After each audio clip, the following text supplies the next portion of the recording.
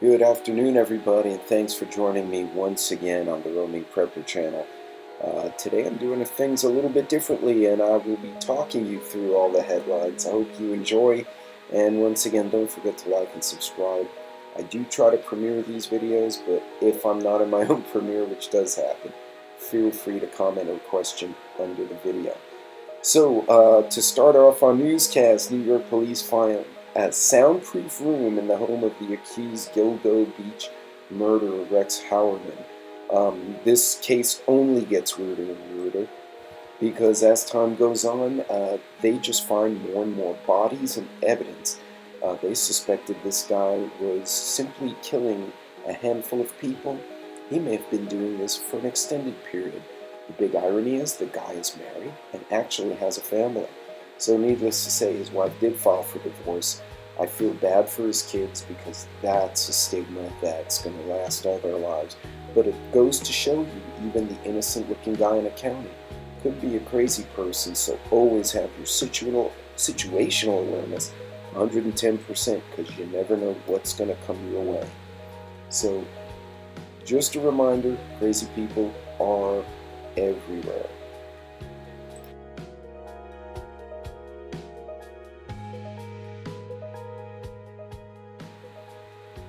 So, moving on to Europe, we're now seeing that Spain's right-wing majority parties may be winning a parliamentary majority in their country. They're waiting for the results, but after this key election, it's very possible that the parliament will be consisting of a largely right-wing majority. Now, this would be the second or third European country in the last few years to drop to the right of center when it comes to politics. A lot of this is due to largely unsuccessful policies by their left-leaning cohorts, specifically with regards to immigration, crime, and the economy. A lot of these countries are starting to look more at taking care of their own. Now, there's always a flip side to it with more nationalistic behavior, is where countries start getting into conflict with each other, and you wind up with situations such as what we had in Ukraine. So, something to watch on. Speaking of Ukraine reaches a major milestone as they take more territory away from the Russians. However, there's a mixed story here, because even though a lot of people are reading and encouraging Ukraine as they go and try to recapture their territory, there are rumors that there are large Russian forces forming up in other parts of the border, specifically further north, as if coming in from Moscow, as well as from Belarus, which is allegedly where the former commander of the Wagner group is supposed to be, quote-unquote, hiding. So this will be an interesting thing to see how this plays out. And needless to say, with NATO columns and training going on just over the border, the likelihood for an escalation could become a serious, serious problem.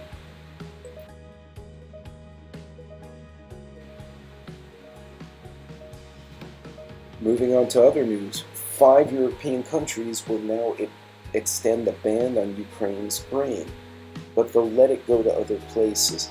Now, why they're doing this, I'm not quite sure. There are a lot of speculation that some countries are secretly trying to help Russia. The bottom line is not everyone in Europe is on the same page when it comes to the Russia-Ukraine situation. But what we do see happening is a lot of food disruption. This is just one of the larger issues that are going on with the flooding in Pakistan, flooding in Afghanistan, and droughts going on in Africa. There is a lot of pressure on the food system to continue to be able to feed the populace. Essentially, there are not enough calories being created for the populations of a lot of these countries. And with a lack of food comes more forced migration, as well as violence between countries and an increase in crime. At the same time, Russia decided to strike a Ukrainian grain port and again continues to add to the fears of a food shortage. Now keep in mind, it's not uncommon for countries to say, oh, we're only transporting grain, and they may be actually hiding military equipment behind the grain silos or whatever it is. So there's always two sides to this story. So what you see in the mainstream media vilifies Russia, and I'm no fan of what they're doing. But we need to keep an open mind that there may be a specific reason Russia is using up munitions to strike a port that's supposedly only for grain. So again, always question these sources and always double check. But all of this points to shortages of food and issues. You add these problems in Europe to our extreme heat and drought during the prime part of the growing season, and you start to see problems emerge. And speaking of those problems, here we go. The New York Times is reporting that wheat, sugar, and now tomatoes are being affected in India's food supplies, largely due to extreme weather. You're starting to see this narrative of the climate change, extreme weather is causing the shortages, and to an extent, that may be true, and it may be completely valid. But you should always question what else is going on. Right now, they have a lot of flooding, a lot of mismanagement of resources in a lot of places, and we're starting to see the fruits of that failure to do the right things in their country. Sadly, it's going to affect the nations that have the most massive populations, which would include India, China, as well as the nations in Africa. The only concern is China and India are both military powers, and they have nuclear weapons. Coming back to the US of A, a Maryland newspaper called Maryland Matters reports that over 300,000 Maryland families say their kids did not get enough to eat due to high grocery costs.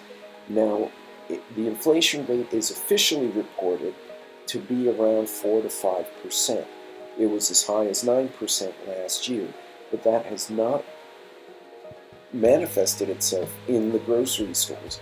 A lot of folks are still noticing the price now compared to 2019 is significantly higher. As a matter of fact, as an experiment for myself, I went and looked back at some photos, found chicken breast for 98 cents a pound in multiple stores back in 2020 when the Rona first hit. And as of right now, I can't find a single place under $2.98. It may not sound like much, but that is a 200% increase on top of what the price already was. We're also seeing issues in the car market. However, people don't need to use cars if they can find other ways to get around. People do need food.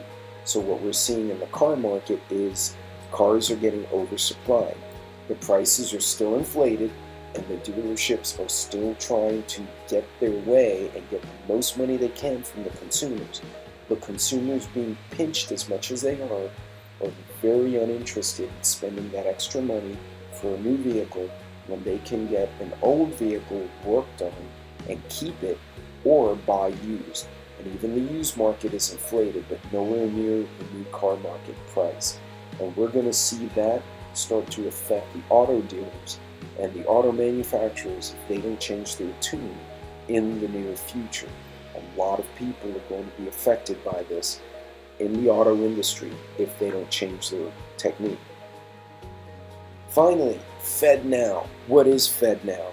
FedNow is supposed to be an instant payment system. In a short way of explaining it, it's kind of like a federal Venmo or Cash App. But instead of you sending money to my account and I have to wait a couple of days, it goes instantaneously. But the question is, what are the caveats? Will it work? We've all seen the federal government roll out other things, other types of systems, in the hopes of making it easier for the populace and actually made things harder. Also, it begs the question, will this become a question of CBDC? Are we going cashless? And is this, at the end, all about control? Moving on to other issues in the supply chain and the financial market, another derailment reported in Montana. Supposedly it was a consumer product spill. And what that means is it was boxed goods of some type had been thrown across the area. But there has been a lot of derailments, a lot of accidents, and a disproportionate number of them have been affecting waterways and transport hubs. This is something we need to pay attention to. A lot of us will speculate that this is done by design. I can't say yay or nay, but it sure as heck looks like a weird coincidence that we've seen so many specifically affecting consumer products or contaminating waterways in the last couple of years, and they seem to be accelerating. So again, this is why you have an inventory, so that you don't get caught off guard if we suddenly have a supply chain issue. Going back to FedNow, they're saying it may be live, but will it be too costly? Will it add cost to what we're trying to do? And you know what, folks, it probably will. Honestly, as I mentioned before, the FedNow program, even though great in concept, is putting a lot of control in the government, and they're even talking about having a competition between private businesses and the FedNow. So is this something you want to do? Is this something you want to have? It remains to be seen, but I don't think they're going to be anywhere near as efficient, and between that and the supply chain issues, it's just going to put more pressure on people and consumers, because I don't think it's going to be done right. And then again, if they hack FedNow, then what? Kind of scary to put all your eggs in one basket, just saying. As a reminder for safety, and you guys know I like to talk about safety topics, it's really important for everyone to remember when you go out in the woods or for hiking, fishing, whatever you're doing with your loved ones or just to enjoy your time, you need to make sure that you are properly equipped. This is not the first time that I've seen this in this extreme heat. People are dying. More people die. The top 3 parks for getting killed are the Grand Canyon, Yellowstone, and Big Bend. And Valley of Fire State Park is not far behind. Look at that picture and look at that terrain. That is not where you want to be, improperly equipped, and you sure don't want to be out in the most extreme heat of the day, which will be in the afternoon. So be smart when you're out and about, and don't be a statistic.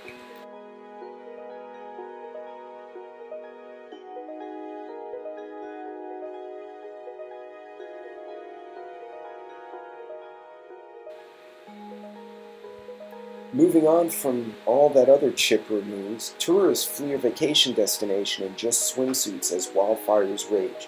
This is not the first story we had. You remember that freak winter storm back in 2021, I believe, where people coming up from Florida beaches were caught on I-95 on the East Coast in just bathing suits and flip-flops and had 2 feet of snow dumped on them and sub-freezing temperatures. It's important, even when you're traveling, even if you're on vacation, to have some kind of get-home bag, some kind of emergency gear, and a change of clothes. Even if you're sitting on the beach, at the very least, you could throw on a jacket and a pair of boots or shoes and run, because you don't want to get caught in your bathing suit and flip-flops in some kind of emergency. That is not the way I'd want to be having to deal with that kind of stuff. And a reminder, it will be in the triple digits across a lot of the southern U.S. and probably a lot of parts of the country, or you're going to get extreme rain on the northern part. Remember, heat exhaustion and heat stroke manifest themselves a little bit differently. Heat exhaustion will include dizziness, thirst, sweating, nausea, and weakness. Heat stroke will actually have confusion, and they'll start to become unconscious, and they will require a hospital. Don't be a statistic, and keep an eye on your friends when you're working, when you're doing chores around the house, or if you're out in the woods, because it can hit you fast, and once you start going downhill, you have a time clock set on you as to how quick you need to get home. So don't hesitate to do the right things.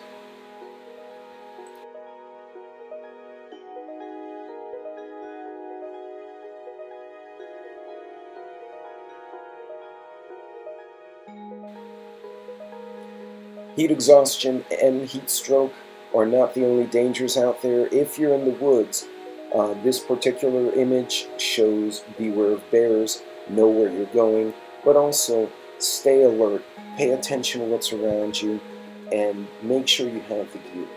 This little image just gives you a few pointers. There are no bears in Texas, but there are coyotes warthogs, javelinas, rattlesnakes, scorpions, and camouflage-looking tarantulas. So wherever you go, there's going to be something that'll bite, stick, chase, run you down, or knock you over. So be careful when you're out there and enjoy the outdoors, but do it smart and do it safe.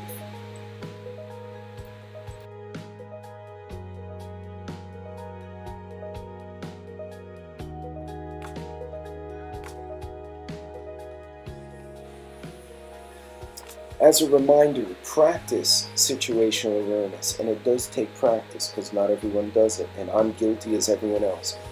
Make sure you look for exits in any building when you enter. Keep your eyes moving not only when you're driving, but when you're walking around. Don't get zoned out at your phone, don't get zoned out by the road. Make sure you back into parking spots. It's not only a safe idea, it prevents you from getting snuck up on. Don't use headsets that prevent you from hearing, and look behind you every so often wherever you go, because you never know what's coming up behind you. There's no reason to be fearful, just be vigilant. That's how you should do things, and that's how I always preach in my videos. As a side note, and I brought this up and I will continue to bring this up, trafficking is true despite what the mainstream media tells us. There are thousands of kids and thousands of young adults being brought into forced labor and sex trafficking across the U.S. Be aware of the signs and understand what you may or may not be looking for if you think someone is being trafficked.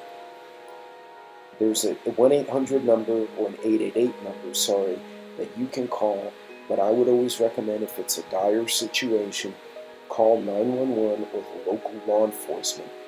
If you're in a store, you can also speak to store management, as most stores and retail locations have agreements in place with local law enforcement to deal with children that may be at risk, or young adults. And remember, it's not always a stranger that grabs the kids and young adults.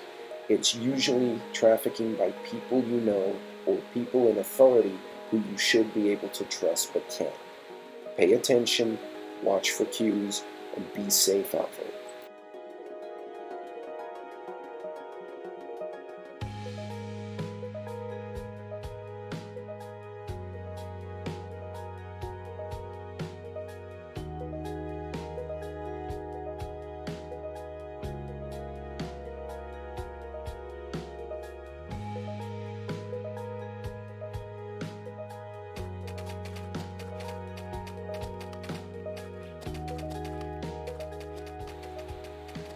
And as always, if you would like to support the channel, definitely like, subscribe, you can share my videos, all of those are appreciated.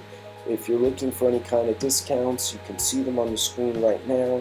I do have some companies that I work with that I use myself, because I won't endorse anyone I don't use.